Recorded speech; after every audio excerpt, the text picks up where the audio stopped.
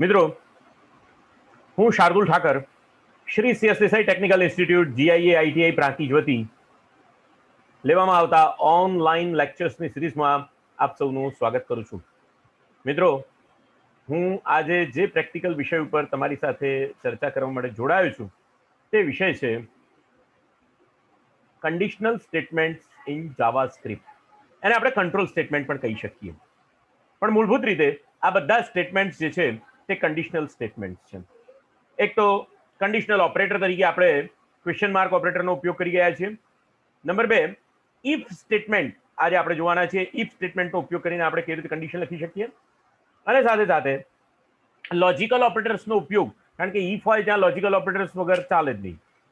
એટલે એન્ડ, ઓર અને નોટ એ ત્રણે લોજિકલ ઓપરેટર્સનો ઉપયોગ કરીશું. અને સાથે સાથે એક એવો કોડ લખીશું કે જેની અંદર આપણે નામ ઇનપુટ કરીએ અને તમને કોઈ એક નંબર ઇનપુટ કરીએ 1 થી 12 વચ્ચેનો, અને એ તમને ત્યાં આગળ મહિનાનું નામ બતાવે, માસનું નામ બતાવે. એવો જાવાસ્ક્રિપ્ટનો ઉપયોગ કરીને આપણે એક કોડ લખીશું કે જેની અંદર આપણે સ્વિચ સ્ટેટમેન્ટનો ઉપયોગ કરીશું. તો આ ત્રણ કોડ કેવી રીતે લખાય એ હું તમારી સાથે ચર્ચા કરવા જાઉં છું. તો અહીંયા સૌથી પહેલો જે કોડ છે તે આ રીતનો છે.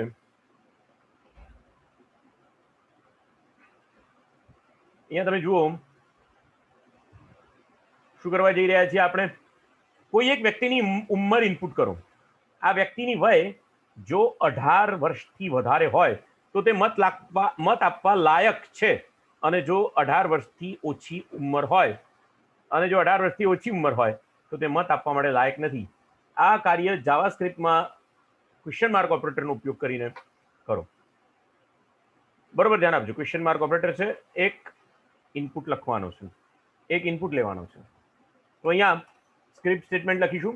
સ્ક્રિપ્ટની અંદર વેરિયેબલ ડિક્લેર કરીશું.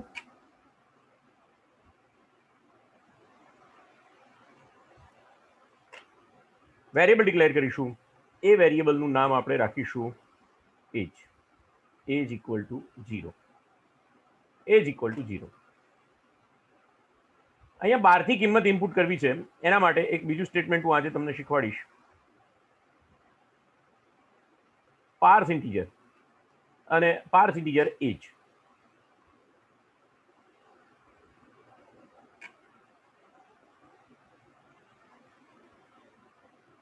એજ ઇક્વલ ટુ પાર્સ ઇન્ટીજર એજ.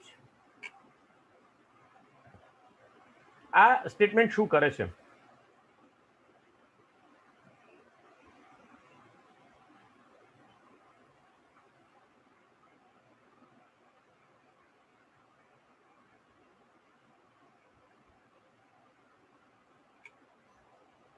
વધારાની જે ઇન્ટીજરની અંદર વધારાના 0 હોય અથવા બીજું બધું હોય એને પ્યોર ઇન્ટીજર વેરિયેબલ બનાવીને તમને એ જ નામના વેરિયેબલને પરત કરશે. અહીંયા age equal to prompt double inverted comma complete, અંદર લખો એન્ટર યોર એજ. તમારી એજ ઇનપુટ કરો. એટલે પાર્સ ઇન્ટીજર એજ. અને હવે તમારે ચેક કરવાનું છે. કેવી રીતે ચેક કરવાનું છે? તો ક્વેશ્ચન માર્ક ઓપરેટરથી ચેક કરવાનું છે. તો એજ ગ્રેટર દેન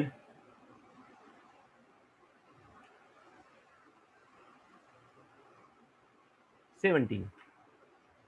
વ્યક્તિ જો 18 વર્ષનો હોય તો question mark. Age greater than 17 જો હોય તો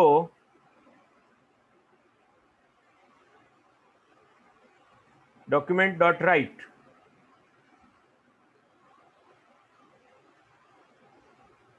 ડબલ ઇન્વર્ટેડ કોમામાં કમ્પ્લીટ, ને અહીંયા લખો યોર એજ ઇઝ. અહીંયા BR ટેગ પણ લખી દઈએ, એટલે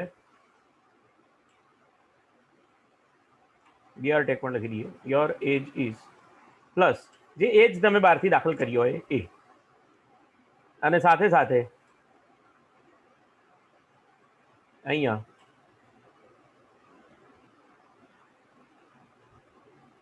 you are eligible to vote. અને આવું ના હોય તો એના માટે કોલન કરીને તમારે લખવું પડે. આનું આ જ document.write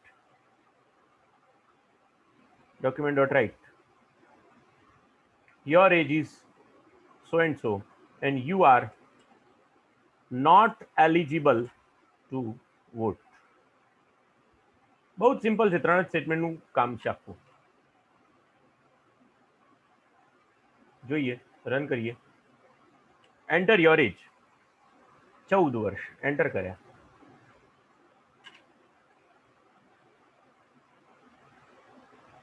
તો કેમ કંઈ થયું નહીં?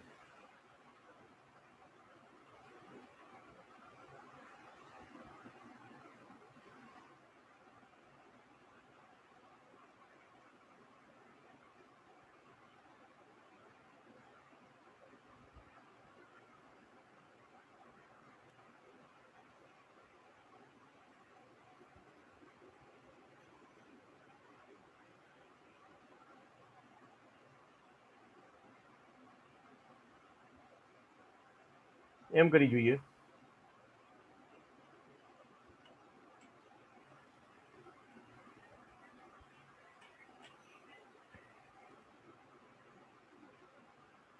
વેરિયેબલ str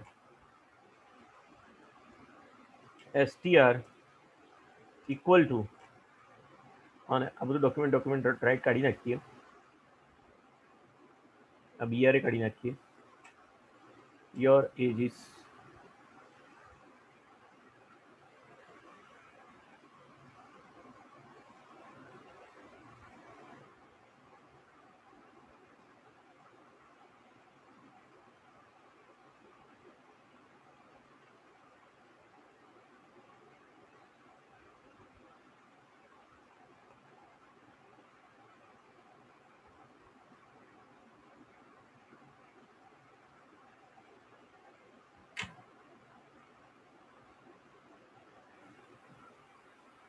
આપણે એક ભૂલ તો એ કરીએ જ છીએ કે દર વખતે સેમિકોલન લખવાની ટેવ નથી પાડતા.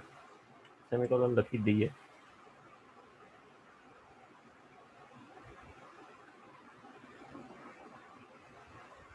document.write પણ કાઢી નાખીએ છીએ. એની જગ્યાએ ડબલ ઇન્વર્ટેડ કોમા.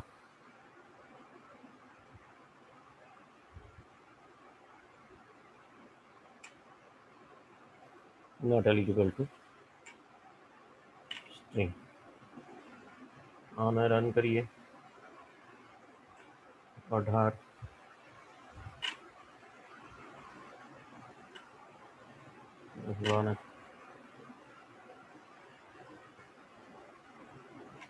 લઈ જાય તો ખબર નહીં પડતી. બોલતું નથી, તકલીફ છે ને, મેઇન તકલીફ આ છે. એ જ અહીંયાથી ઇક્વલ ટુ પણ 0 કાઢી નાખો.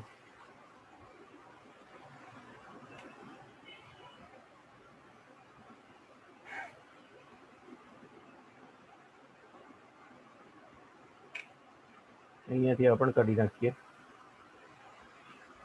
You are eligible to vote અને યુ આર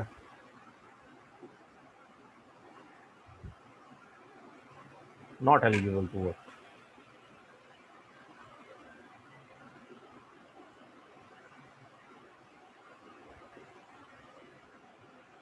હવે એને જોઈએ તો પણ એને કંઈક લોચો પડે છે.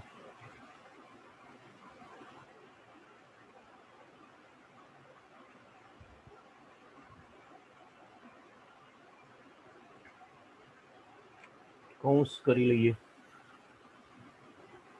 એટલે શરત કન્ડિશન આમાં લખવી પડે એવું સાબિત થાય તો પછી અંદર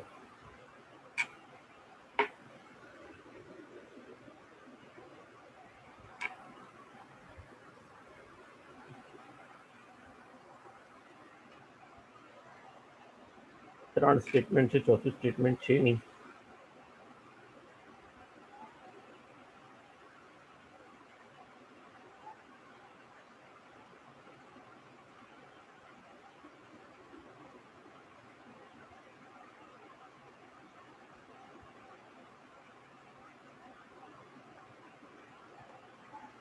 સેમિકોલન કરવાની ટેવ પાડવી જ પડશે હવે.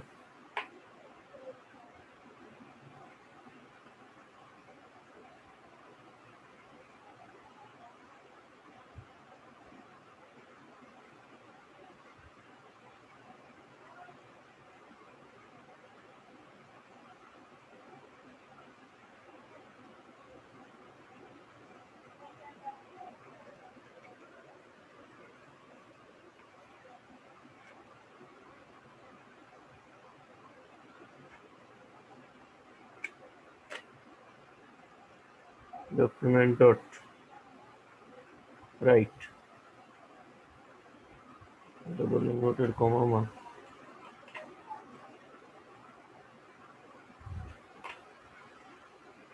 where your age is plus age.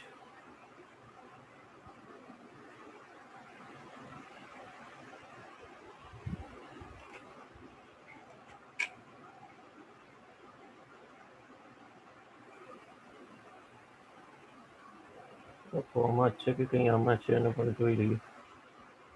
Semicolon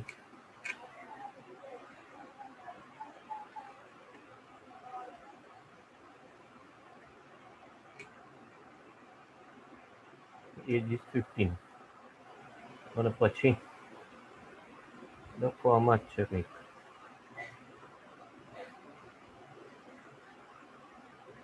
age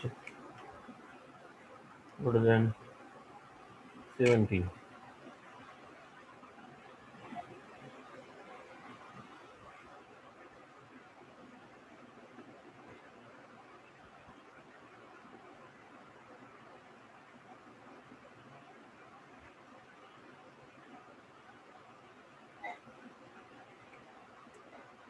age is 23 બરોબર.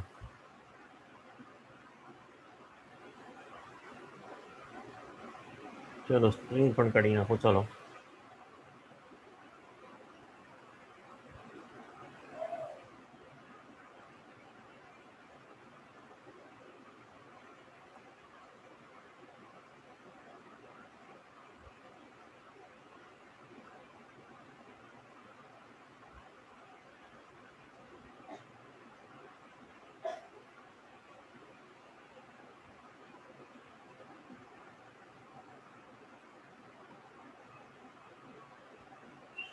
જો મારો છે યાર.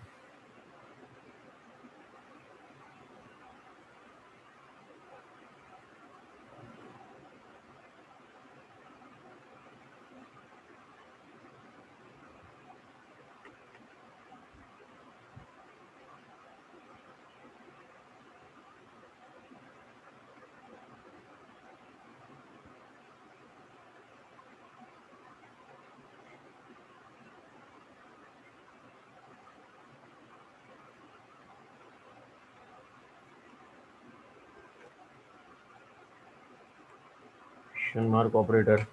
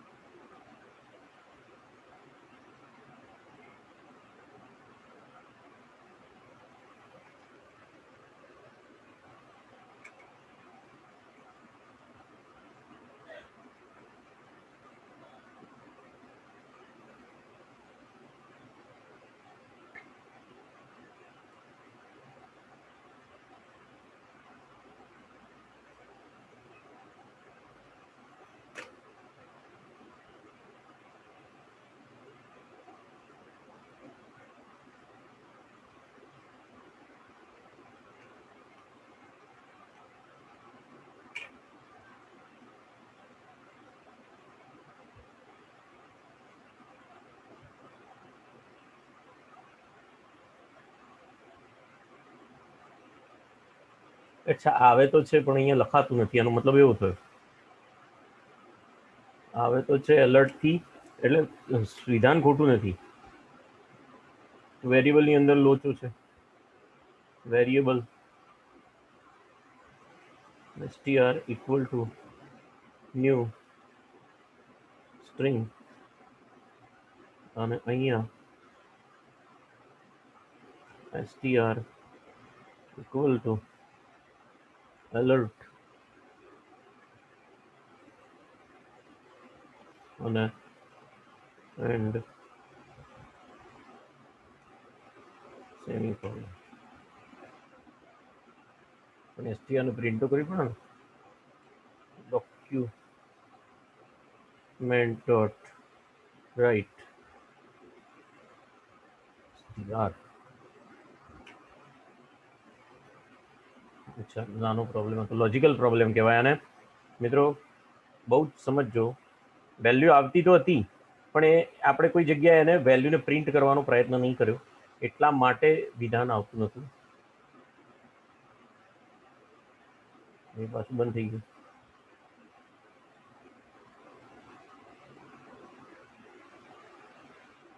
અહીંયા સ્ટ્રિંગ લખવાનું છે, string.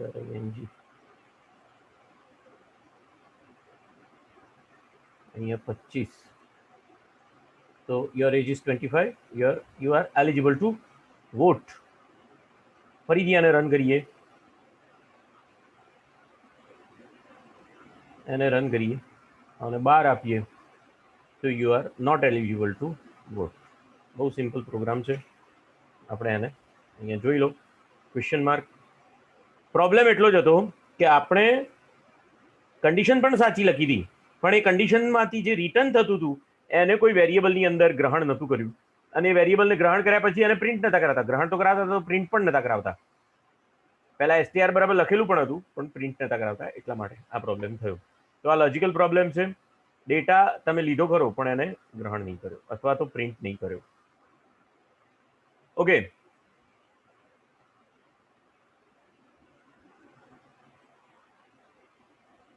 આપણે જે હવે બીજું કામ કરવાનું છે તે ઇફ કન્ડિશનથી કરવાનું છે. અને અહીંયા તમે જોઈ શકો છો એની અંદર કીધું છે ઇફ સ્ટેટમેન્ટનો ઉપયોગ કરીને 3 વેરિયેબલ પૈકી મોટામાં મોટી અને નાનામાં નાની કિંમત ધરાવતા વેરિયેબલનું નામ અને તેની કિંમત પ્રિન્ટ કરવા માટે જાવાસ્ક્રિપ્ટ કોડ લખો. જાવાસ્ક્રિપ્ટ કોડ લખવાનો છે. શેના માટે? મોટામાં મોટી કિંમત. આનું લોજિક બરોબર સમજવા જેવું છે. મોટામાં મોટી કિંમત, કોઈ પણ એક વેરિયેબલ મોટામાં મોટો ક્યારે થઈ શકે કે જ્યારે તે બાકીના 2 વેરિયેબલ કરતા મોટું કિંમત ધરાવતો હોય ત્યારે. અને નાનામાં નાનો ક્યારે થઈ શકે કે જ્યારે એ વેરિયેબલ બીજા 2 કરતા નાનામાં નાની કિંમત ધરાવતો હોય ત્યારે. તો એના માટે તમારે ઇફ કન્ડિશન લખવી પડે. તો જોઈએ કેવી રીતે કામ થઈ શકે છે. તો અહીંયા પહેલા વેરિયેબલ ડિક્લેર કરવા પડશે, એક્સ, વાય અને ઝેડ. સાથે સાથે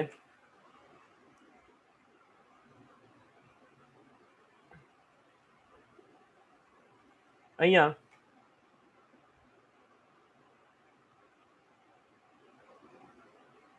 પ્રોમ્પ્ટ ડબલ ઇન્વર્ટેડ કોમામાં અહીંયા સેમિકોલન કરી દેવાનું. Enter the value of variable x. Variable x એ રીતે enter the variable of for value y એ ઝેડ, એક્સ, વાય અને ઝેડ. અને એ રીતે અહીંયા ઝેડ માટે x equal to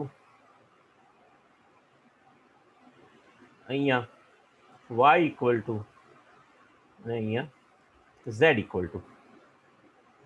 x equal to અહીંયા એક્સ માટે, આ વાય માટે વેલ્યુ છે અને આ વેલ્યુ જે છે તે ઝેડ માટે છે.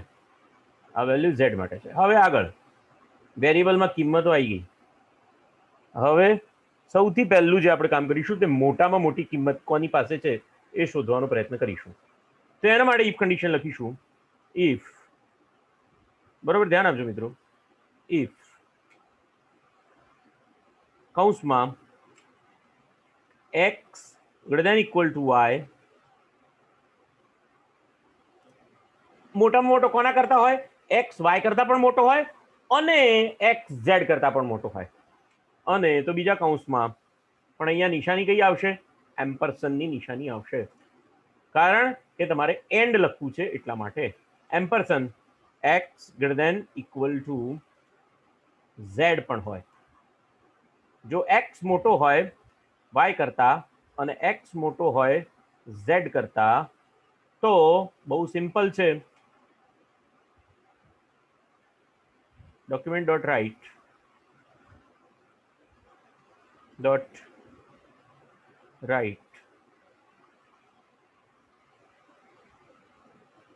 ડબલ ઇન્વર્ટેડ કોમામાં variable x has largest value અને પ્લસ x પ્રિન્ટ કરી દીધું. બરોબર, ધ્યાન આપજો. સેમિકોમા મૂકવામાં ધ્યાન રાખજો. અહીંયા સેમિકોમા મૂકવાનું છે, અહીંયા મૂકવાનું નથી, આટલે મૂકવાનું નથી. જો આવું ના હોય તો એલ્સ ની અંદર કર્લી બ્રેકેટ્સ કરી દેવાના અને પછી ફરીથી જો આવું ના હોય તો કોની કિંમતને ચેક કરવાની? y ની કિંમતને ચેક કરવાની.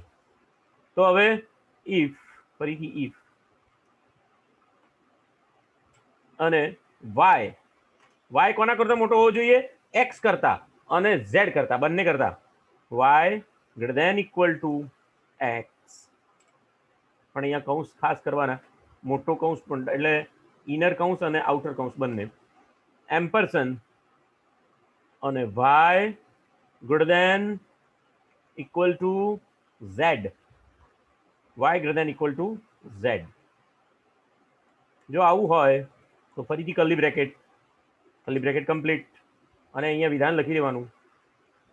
document dot write double inverted comma complete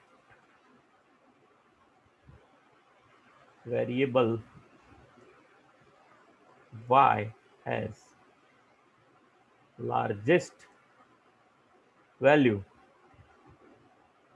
અને પ્લસ y.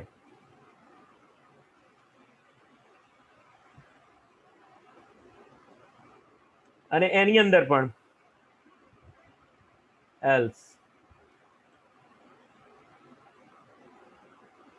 કર્લી બ્રેકેટ કરી લેવાનું, કર્લી બ્રેકેટ છોડવાનું નહીં. ફરીથી if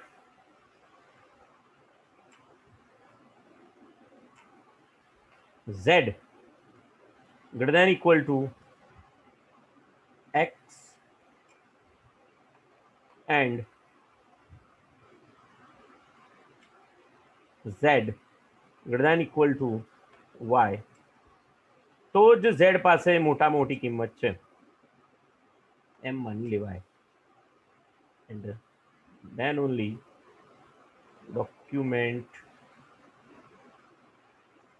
dot write double inverted કોમામાં કમ્પ્લીટ સેમિકોલન. આ બધામાં સેમિકોલન કરી દઈએ.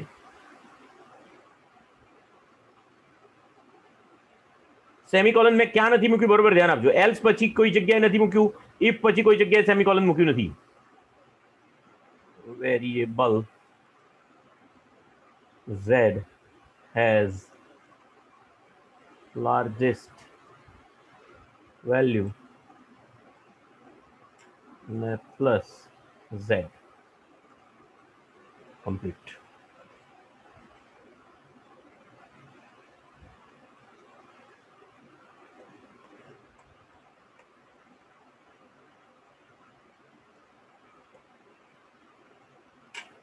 તો આખું લૂપ, આખું ઇફ નું કન્ડિશન કંટ્રોલ સ્ટેટમેન્ટ થયું આખું.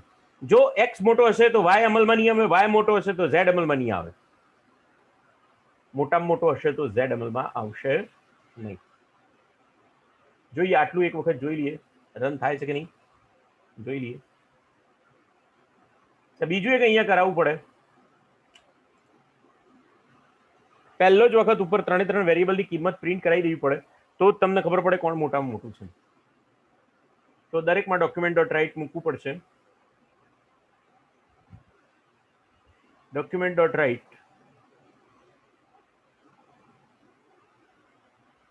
variable has the value of x is એમ કરી લખી દઈએ.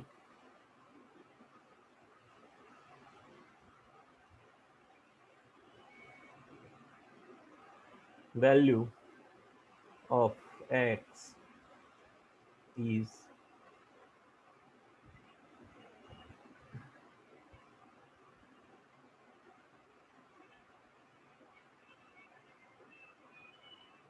x y અને z. અહીંયા y અહીંયા z. value of y is in z is. Run કરીએ. કોકું પડ્યું કોક પાછું આનું.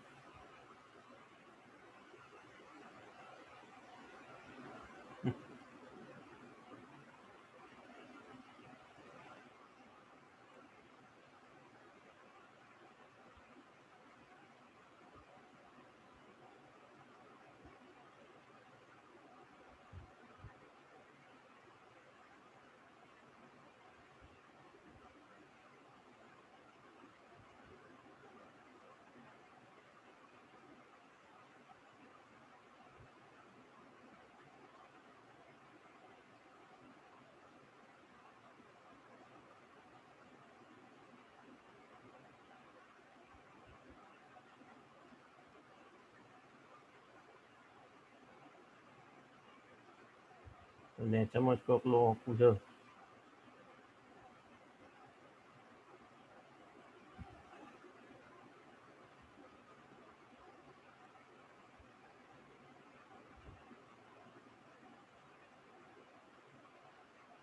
એમાં કંઈક વાપ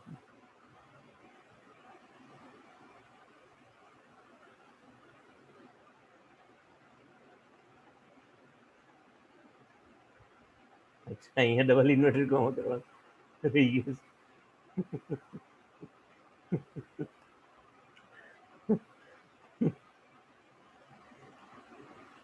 ક્યાં વાંકું પડે તે બોલતું નથી, એ તકલીફ છે એને. ફરીથી હજી કઈ તકલીફ છે પેટમાં.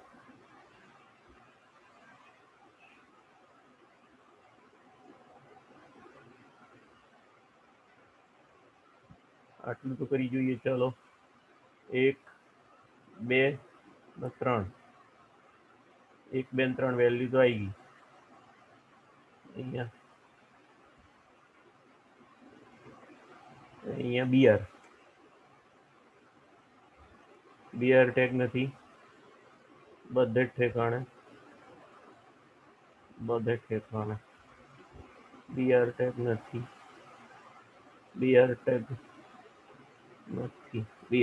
ઓકે ચલો હવે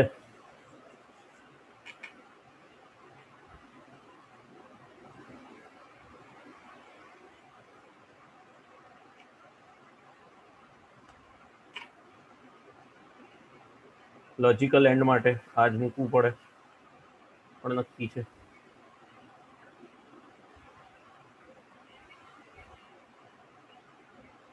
યસ અહીંયા કૌંસ મૂકવાનો રહી ગયો છે. એટલે કૌંસ છે કે નહીં બરાબર જોઈ લો. હવે જોઈ લો.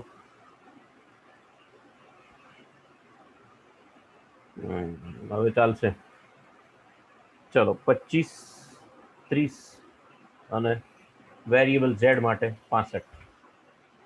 variable z has the largest value. તો આ તો થઈ ગયું. સેમ વે નાનામાં નાની કિંમત માટે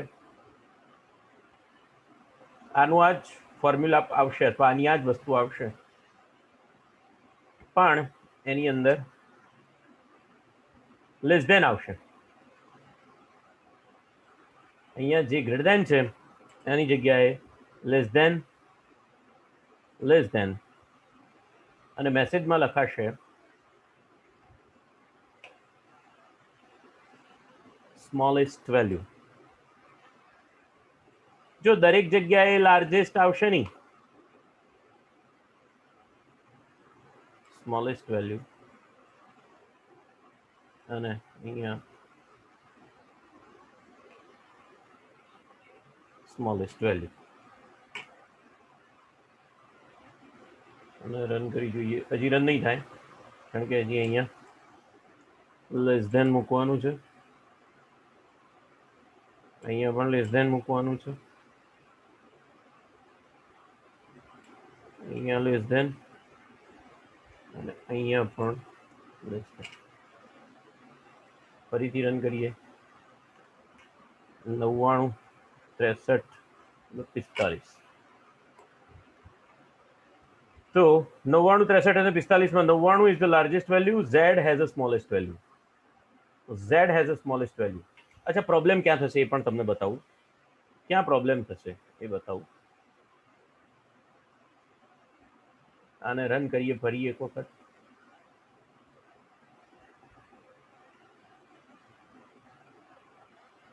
રન કરીએ. બરોબર, ધ્યાન આપજો. કિંમત આપું છું 58, બીજી કિંમત આપું છું 56, ત્રીજી કિંમત આપું છું ફરીથી 58. હવે જુઓ, હવે શું બતાવવું પડે એને? x has a largest value 58, બરોબર, પણ z પાસે પણ ફરીથી લાર્જેસ્ટ વેલ્યુ જ છે. હજી z પાસે પણ લાર્જેસ્ટ વેલ્યુ છે જ, z પાસે પણ લાર્જેસ્ટ વેલ્યુ છે જ. તો આ લોજિકનો આ પ્રોબ્લેમ છે, આ લોજિકનો આ પ્રોબ્લેમ છે. તમે ફરીથી જુઓ, ફરી એક વખત લોજિક બતાવું તમને હું. સપોઝ કે અહીંયા 78 આપ્યા, 99 આપ્યા અને 99 આપ્યા. તો 99 has a largest value, y has a largest value તો ખરું જ, પણ z has also a largest value. z પાસે પણ લાર્જેસ્ટ વેલ્યુ છે, પણ x પાસે નાનામાં નાની કિંમત છે. એવું નથી આવતું આની અંદર. એ આનો પ્રોબ્લેમ છે, આ લોજિકનો આ પ્રોબ્લેમ છે. તો એના સોલ્યુશન માટે શું કરવું પડે? તો એના સોલ્યુશન માટે તમારે ચેક કરવું પડે,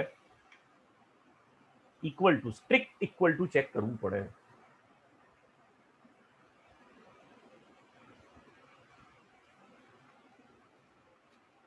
લાર્જેસ્ટ વેલ્યુ તો બરોબર, પણ અહીંયા ચેક કરવું પડે if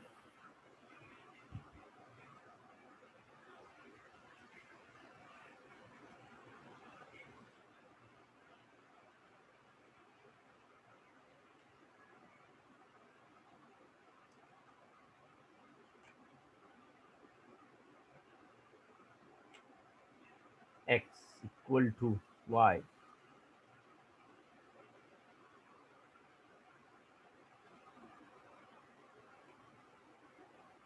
or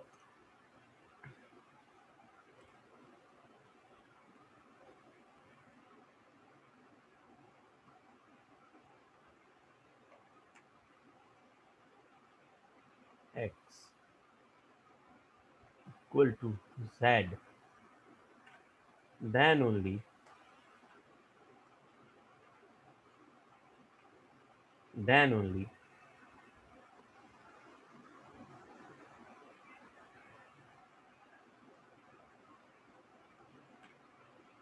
document dot write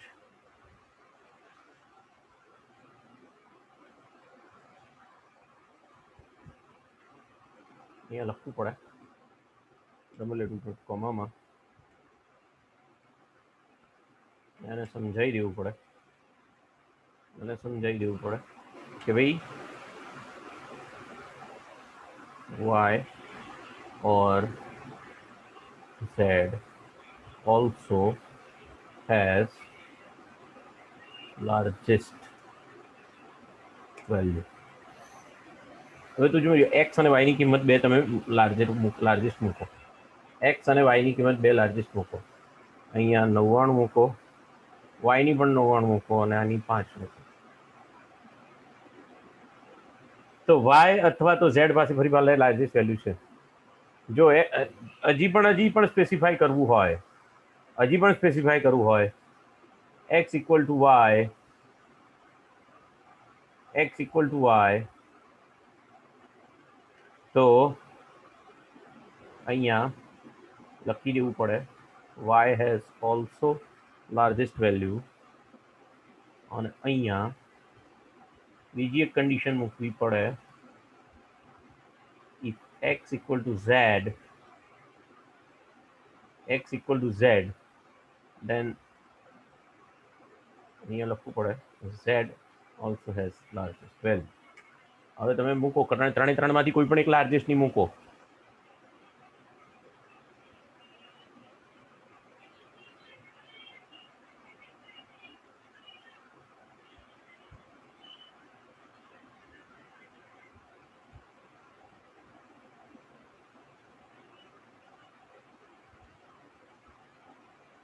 અહીંયા કૌંસ પૂરો નથી કર્યો, અહીંયા પણ એક કૌંસ બાકી છે.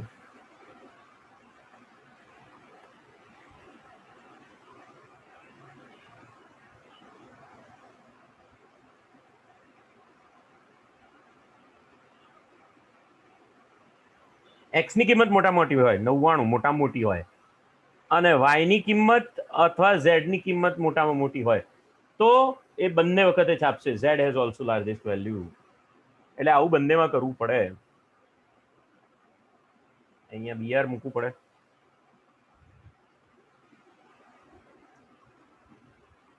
અહીંયા પણ બીઆર મૂકવું પડે. ને આવા બંને સ્ટેટમેન્ટ જે છે એ ઇક્વલ ટુ પેલા માટે પણ મૂકવો પડે ને પેલા માટે પણ મૂકવો પડે. આવા બંને સ્ટેટમેન્ટ, અહીંયા જે સ્ટેટમેન્ટ લખ્યા એ આની અંદર પણ મૂકવા પડે.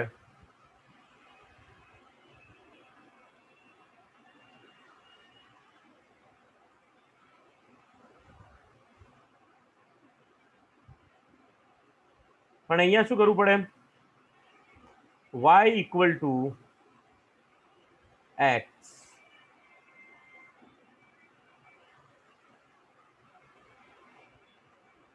પછી તો પ્રશ્ન જ નથી થતો. ઝેડ એકલો ઝેડ નો જ એકલો પ્રશ્ન રહેશે, તો એકલા ઝેડ નો જ પ્રશ્ન મૂકીએ અહીંયા. લાર્જેસ્ટ અને y equal to z, then z has also a largest value. પછી જો z ની અંદર તો મૂકવાનો પ્રશ્ન જ ઊભો નથી થતો, કારણ કે z તો છે, પછી લાર્જેસ્ટ છે જ. બરોબર છે. હવે તમે ત્રણમાંથી કોઈ પણ બે વેલ્યુને મોટા મોટી કરી દઈએ આપણે, જોઈએ. પણ અહીંયા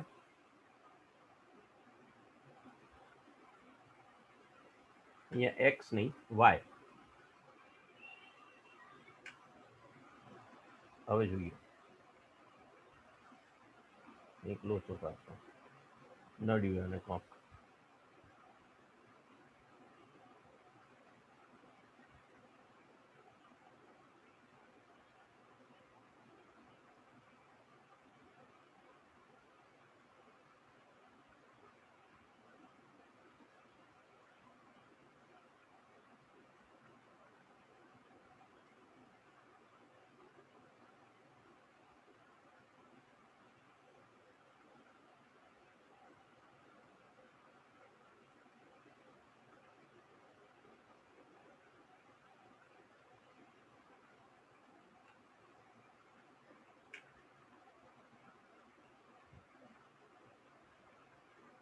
હવે જો અહીંયા હું y ની અને z ની મોટા મોટી કિંમત મૂકું, અહીંયા આગળ 5, 55 ને 55.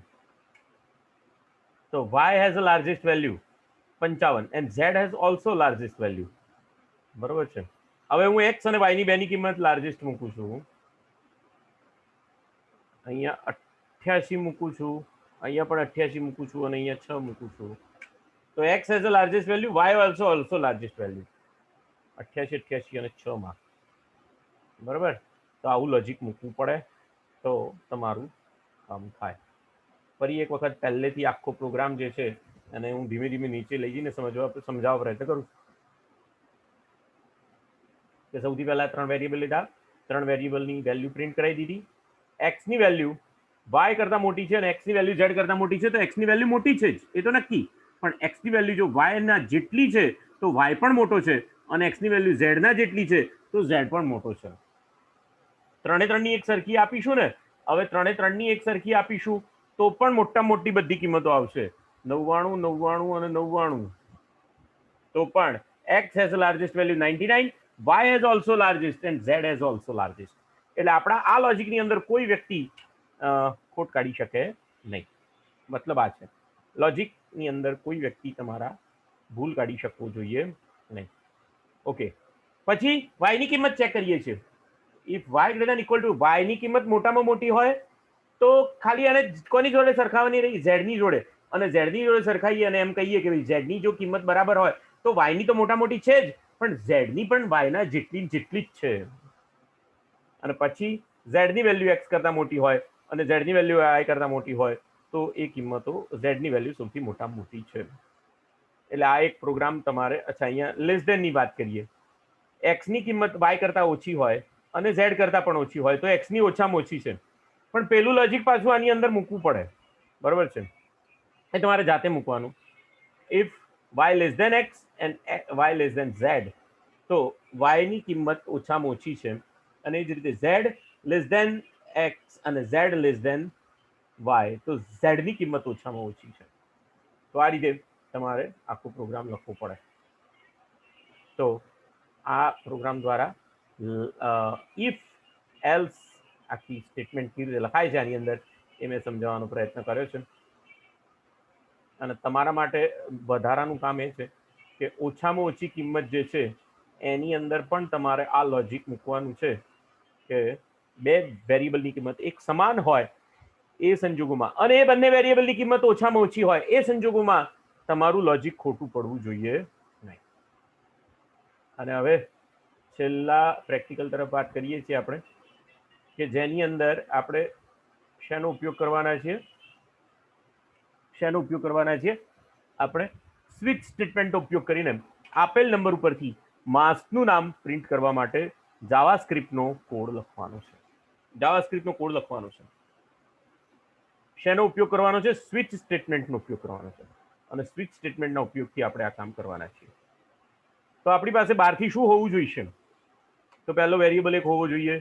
વેરિયેબલ એક હોવું જોઈએ MNTH, મંથનો નંબર હોવો જોઈએ. MNTH મંથનો નંબર હોવો જોઈએ.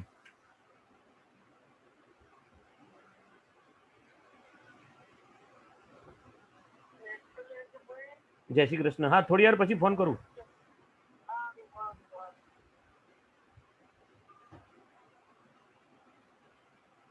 Variable MNTH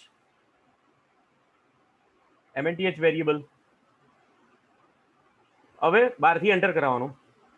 MNTH equal to prompt અને ડબલ ઇન્વર્ટેડ કોમામાં enter month number. Enter the month number. Month number enter કર્યો. હવે તમારે લખવાનું કયું વિધાન? Switch statement. જો અહીંયા સ્વિચ સ્ટેટમેન્ટ આ રીતે લખાશે. સ્વિચ સ્ટેટમેન્ટ કોના ઉપર સ્વિચ મૂકવાની છે તમારે? કયા વેરિયેબલ ઉપર? MNTH ઉપર મૂકવાની છે. MNTH ઉપર સ્વિચ મૂકવાની છે. સ્વિચ MNTH ઉપર મૂકી કર્લી બ્રેકેટ કરી દેવાના. Curly bracket to curly bracket કામ ચાલશે. Curly bracket to curly bracket કામ ચાલશે. પછી કેસ સ્ટેટમેન્ટ લખવાનું. C case colon. જો 1 હોય તો કેસનું પણ કર્લી બ્રેકેટ લખી દેવાનું અને અહીંયા આગળ લખવાનું. કેસના કર્લી બ્રેકેટમાં શું લખવાનું ભાઈ? કેસના કર્લી બ્રેકેટમાં બે વસ્તુ લખવાની. એક તો કેસનું છેલ્લું સ્ટેટમેન્ટ જે છે એ હંમેશા must be a break. Break હોવું જ જોઈએ છેલ્લું સ્ટેટમેન્ટ કેસનું. અને document dot write double inverted કોમામાં મંથ નેમ જાન્યુઆરી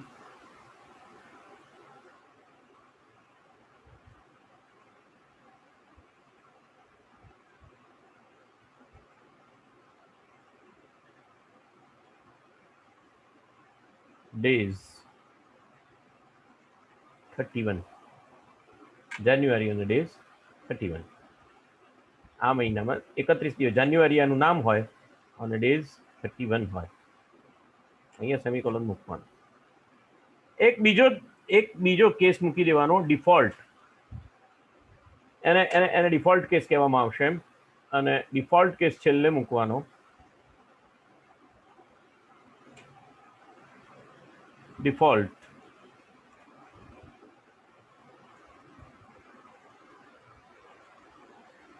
અને છેલ્લું સ્ટેટમેન્ટ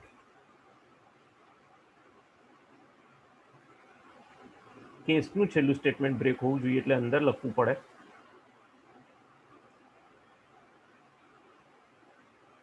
ડિફોલ્ટમાં પણ બ્રેક તો લખવાનું જ. અને સાથે સાથે document dot write double inverted કોમામાં month name month number is invalid. મંથનો નંબર ખોટો આપેલો હોય તો તમારું કામ ચાલે નહીં. આટલું રન કરી જોઈએ આપણને ખબર પડે. આટલું રન કરી જોઈએ આપણને ખબર પડે. હવે આમાં આપણે ફરીથી મેક્રો રન કરાવવું પડશે. Run in Google chrome.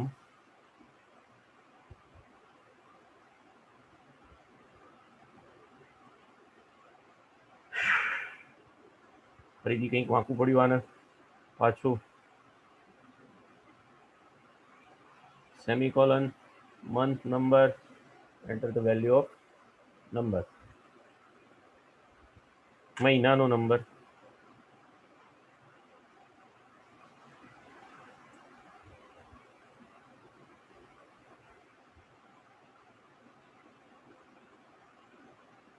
આમાં જ કંઈક વાંકું પડ્યું છે. અને આટલું કાઢી લઈએ એટલે ખબર પડી જશે અને ક્યાં વાંકું પડેલું છે. આમાં જ કંઈક વાંકું પડેલું છે.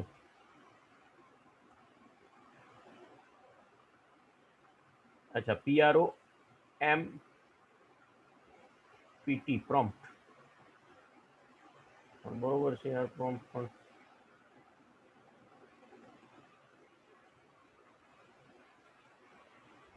પણ બરોબર છે.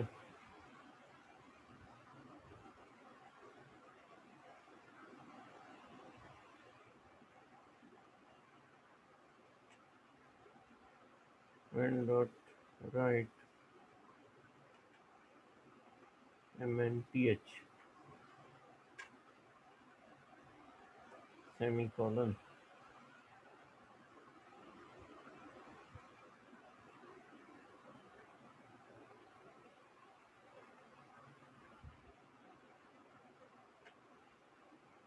equal to 0.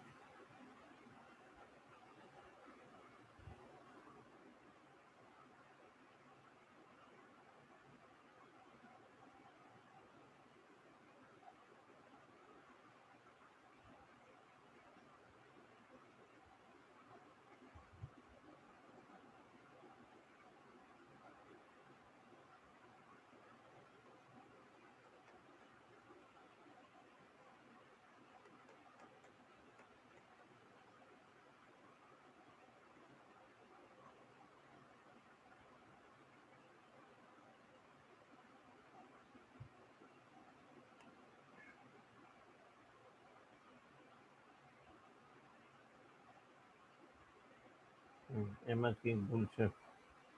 6 નંબરનો મહિનો 6 તો રાઈટ થઈ ગયું એટલે બધી તો આવ્યું.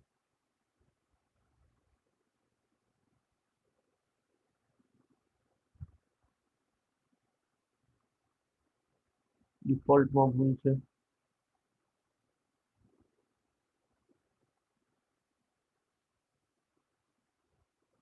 કેસ પછી કર્લી બ્રેકેટ નહીં કરવાના એટલા માટે.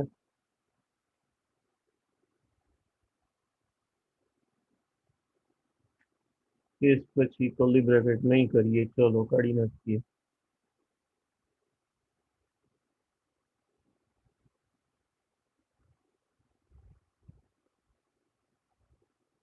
કાઢી નાખીએ.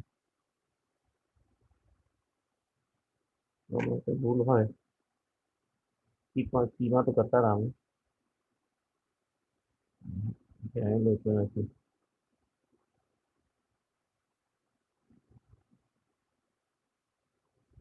સ્વિચ મૂકી છે. WITCH WITCH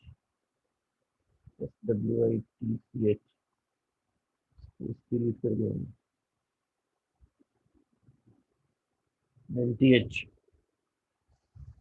ડિલીટ કરી દેવાનું. હવે બોલો નહીં એમાં તકલીફ છે.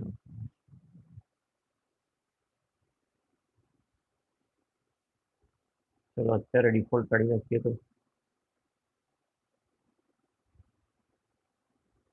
ડિફોલ્ટ કાઢી નાખીએ.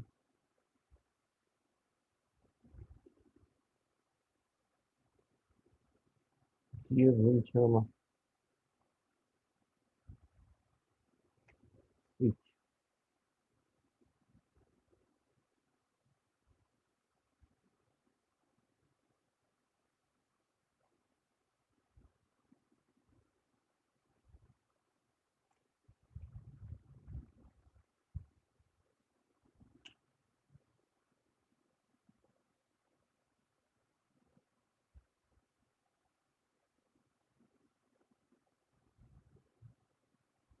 સ્વિચ પ્રોબ્લેમ છે.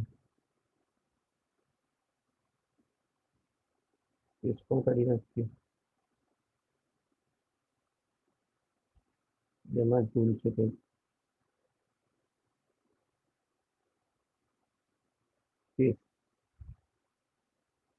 કેસમાં ભૂલ છે.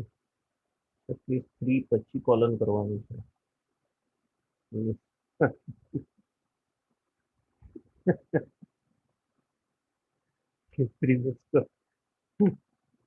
હવે તમે મિત્રો કોલન આમથી આમ કરવાનું છે. એની અંદર એને કેટલો મોટો ડખો કર્યો અને આખા બધા વિધાનો સ્ટેટમેન્ટ જે છે એને એટલે બીજો કોઈ ઉપાય જ નથી આનો બીજો કોઈ ઉપાય જ નથી. એક વખત જોઈ લેવાનું, નહીં તો લોચા પડવાના.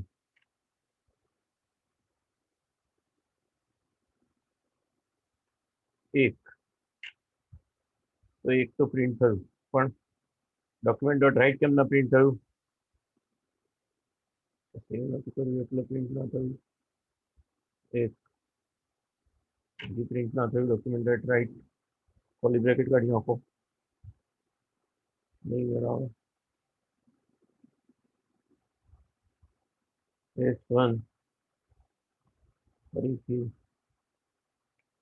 એક अच्छा पार्स INT कर दो. MNTH equal to parse integer MNTH.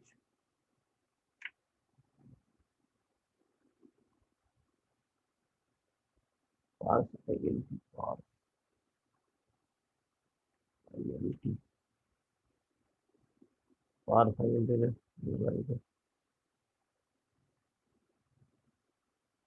एक yes. Month name has January. Days month name January અને days આખું આવી ગયું. કર્લી બ્રેકેટ કરીએ છીએ તો આવે છે કે નથી રહેતું એક વખત જોઈ લઈએ. મારી દ્રષ્ટિથી કર્લી બ્રેકેટને કંઈ વાંધો ના આવવો જોઈએ, કારણ કે એ તો એની એક પ્રકારની સિક્યોરિટી છે. એક કર્લી બ્રેકેટ વાંધો ના જ આવે. બીજો કેસ લખી દઈએ. ડિફોલ્ટ કર્લી બ્રેકેટ અને અહીંયા ડોક્યુમેન્ટ ડોટ રાઇટ અને અહીંયા લખવું પડે તમારે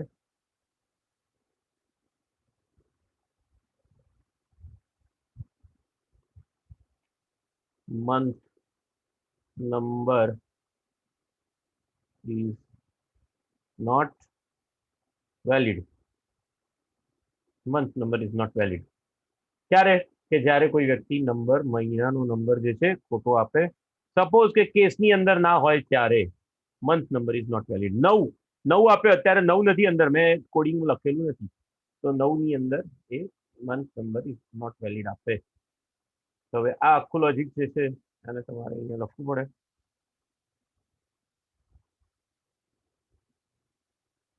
case 2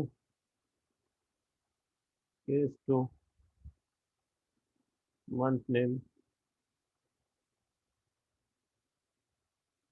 February and it is 28 or 29.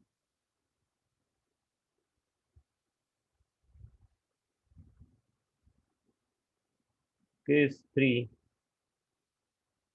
March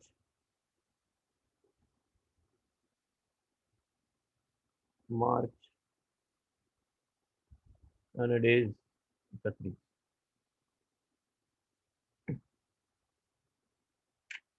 Days 31.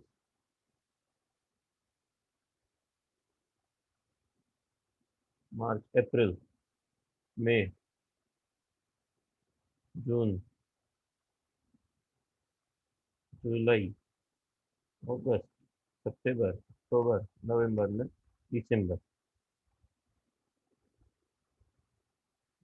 મહિનાના નંબર બદલી નાખીએ. 12, 11, 10, 9, 8, 7, 6, 5, 4 ઉપર 3 આવી ગયો છે ફાઇનલ. ચલો 4 એટલે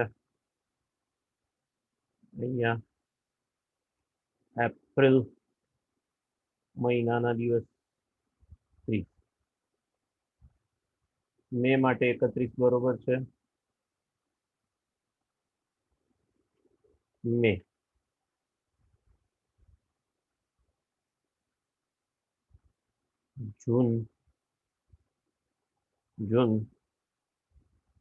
જૂનના 30 દિવસ અને અહીંયા જુલાઈ 31 દિવસ, ઓગસ્ટ 31,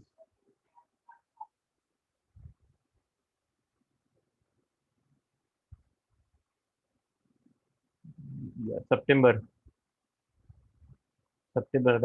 30,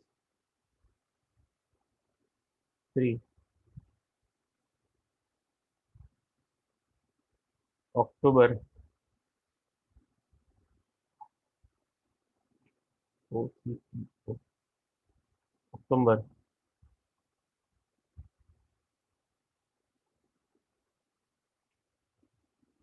નવેમ્બર ને નવેમ્બરના પણ 30 દિવસ.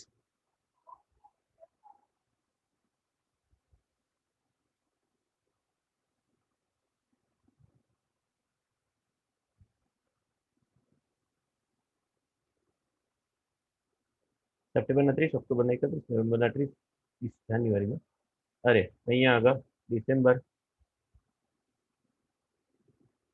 31. રેડી? હવે આને આપણે રન કરી લઈએ એક વખત.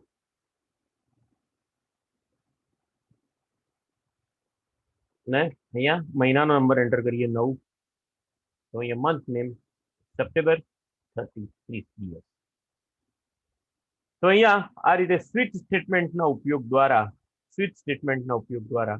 એટલે કન્ડિશન જ્યાં ખૂબ જ વધારે હોય, કન્ડિશનનું લેવલ ખૂબ જ વધારે હોય, તો ત્યાં આગળ આવી રીતે સ્વિચ સ્ટેટમેન્ટનો ઉપયોગ થાય છે. Case 1, case 2, case 3, case 4, case 5, 6, 7, 8 document dot write. જો તમે આમાંથી કોઈ પણ એકમાંથી બ્રેક કાઢી નાખો તો બ્રેક પછીના બધા જ સ્ટેટમેન્ટનો ઉપયોગ થશે. જેનું સાચું પડશે કેસ 10 હોય તો 10 પછી એમાંથી બ્રેક કાઢી નાખીએ તો 11નું સાચું પડે, 12નું સાચું પડે. બ્રેક કરીએ તો વિધાનના અંતમાં તમારો પ્રોગ્રામનો કંટ્રોલ પહોંચી જાય છે. અને આ રીતે તમારે આખું સ્ટેટમેન્ટ લખવું પડે. તો મિત્રો, મને આશા છે મેં તમને આ 3 જે કંટ્રોલ સ્ટેટમેન્ટ બતાવ્યા તેમાં તમને ખ્યાલ આવી ગયો હશે. વધુ નવા પ્રેક્ટિકલ સાથે આવતીકાલે ફરી મળીશું. ત્યાં સુધી રજા આપશો.